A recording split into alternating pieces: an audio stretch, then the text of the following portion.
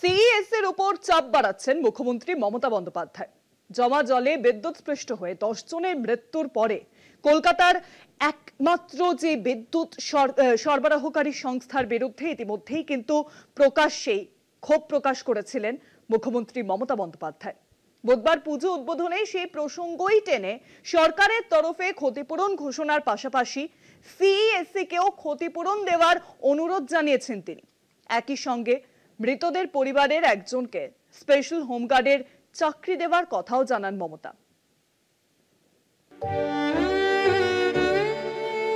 আকাশভাঙা বৃষ্টিতে কলকাতার বিভিন্ন প্রান্তে বিদ্যুৎস্পৃষ্ট হয়ে 9 জনের মৃত্যু হয়েছে। মৃতের পরিবারদের প্রতি সমবেদনা জানিয়ে তাদের পাশে দাঁড়িয়েছেন মুখ্যমন্ত্রী মমতা বন্দ্যোপাধ্যায়। একই সঙ্গে কলকাতার মৃত্যু মিছিলের জন্য দায়ী করেছেন সিএসসিকে। মঙ্গলবারের দুর্যোগের পর বিবৃতিতে মমতা বলেন, কলকাতায় বিদ্যুৎ সরবরাহ করে সিএসসি, সরকার করে না। মানুষ যাতে কষ্ট না পায় তা নিশ্চিত করা সিএসসির কর্তব্য।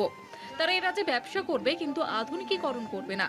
এসব ক্ষেত্রে সিএসসির কি আরো সচেতন হওয়া কর্তব্য নয়? প্রশ্ন তোলেন মুখ্যমন্ত্রী। বুধবার ভবানীপুর 70 পল্লীর পুজো উদ্বোধনে সেই প্রসঙ্গ টেনে আনেন মুখ্যমন্ত্রী। যারা কালকে বিদ্যুতীকরণের জন্য মারা গেছেন, ইলেকট্রিফিকেশনের জন্য, তাদের পরিবারকে আমাদের সরকার থেকে 2 লাখ টাকা করে পৌঁছে দেওয়া হবে। আমি ইতিমধ্যে এটা হাততালি দেওয়ার ব্যাপার নয়, এটা মানবিকতা। মানুষের মৃত্যু বদলে কোনো টাকা হয় না। আর আমরা যদি সিএসসি চাকরি না দেয়, গভর্নমেন্টের পক্ষ থেকে স্পেশাল হোমগার্ডের চাকরি তার পরিবারের একজন করে দিয়ে দেবো। এবং তাছাড়াও সিএসসিকে আমি অনুরোধ করবো 5 লক্ষ টাকা করে পরিবারগুলো দেওয়ার জন্য, যেহেতু সিএসসির জন্য এটা হয়েছে। বুধবার সকাল থেকে রোদে ভরা শরতের আকাশ। মঙ্গলবারে দুপুরের পর আর বৃষ্টি না হওয়ায় কলকাতার বহু এলাকা থেকে জল নেমে গিয়েছে। তবুও বেশ কিছু এলাকা এখনো ডুবুডুবু। এরই মধ্যে ফের নিম্নচাপের প্রকৃতি উদ্বেগে রেখেছে পুজো উদ্যোক্তাদের। কলকাতা টিভি।